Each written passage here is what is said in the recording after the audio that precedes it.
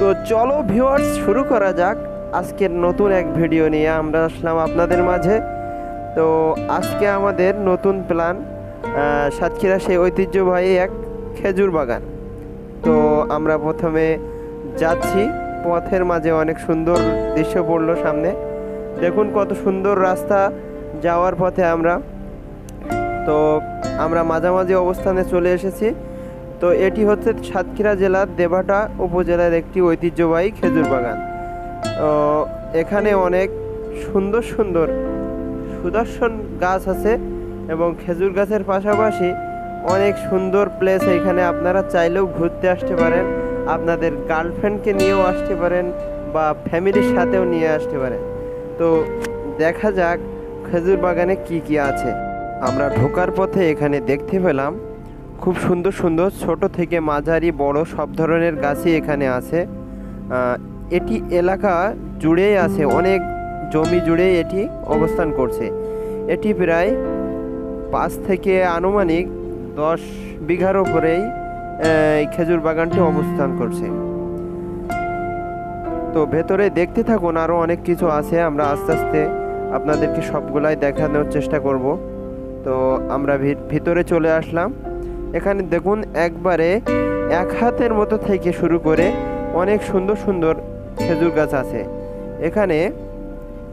আমরা শুনে দেখলাম খেজুর বাগানের মালিকের কাছে যে মিনিমাম বছরে এখানে 20 থেকে 40 মণ রসের সময় শীতকালে রস হয়ে থাকে। সেই রস বিক্রি করে তার জীবিকা নির্বাহ অনেকটাই চলে যায়। পড়ন্ত বিকেলে সুন্দর আবহাওয়ায় প্রাকৃতিক দৃশ্য দেখতে এখানে সবাই আসতে পারেন। এখানে এসে আপনার মনোরম দৃশ্য এবং ছবি তুলতে পারেন। এখানে এসে সবার মনোমুগ্ধকর পরিবেশ উপভোগ করতে পারবেন, এটা আশা করা যায়।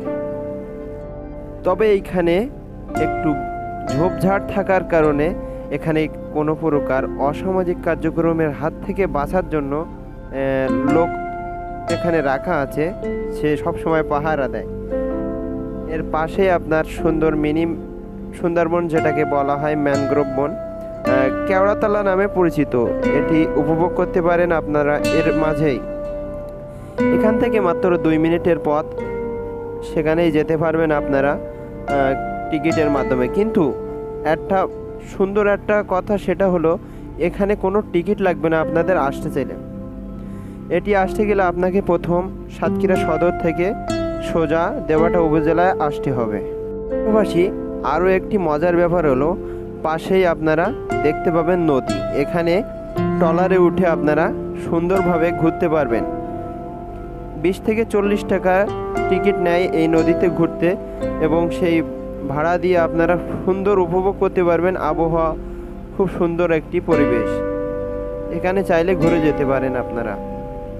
তবে এই খেজুর বাগানের খেজুর অনেক পরিমাণ হয়, যেটি এখনো পর্যন্ত সারা দেশের লোকের জন্য উপযুক্ত আছে, উন্মুক্ত করে দেওয়া হয়েছে, সবাই যে যার মতো খেতে পারে। তো আপনারা দেরি না করে চলে আসতে পারেন এখানে বেড়াতে।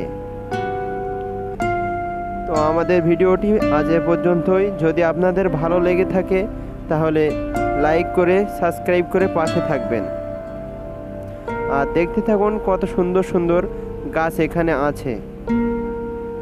তো আজ এ পর্যন্তই, সবার সুস্থতা কামনা করে এখানেই শেষ করছি। আল্লাহ হাফেজ।